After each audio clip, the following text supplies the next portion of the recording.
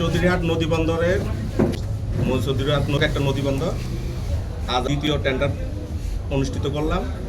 এর মধ্যে মজু Chowdhury launch guard, এটা আমাদের সরকারি রেট ছিল 1,75,00,000।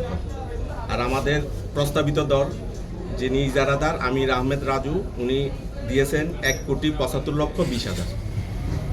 তারপর আরেকটা ঘাট আছে আলেকজান্ডার বোয়াদ্দারহাট লঞ্চ গার্ড, এটার আমাদের সরকারি রেট ছিল 15,00,000। আমার এখানে একটা টেন্ডার পড়ছে মোহাম্মদ রাসেল, উনি দিয়েছেন 21,60,000। তো ইতিমধ্যে আমি হেড অফিসে খবর পাইলাম, ওইখানে আরেকজনে দিচ্ছে মোহাম্মদ ফরাদ নামে 24,01,000।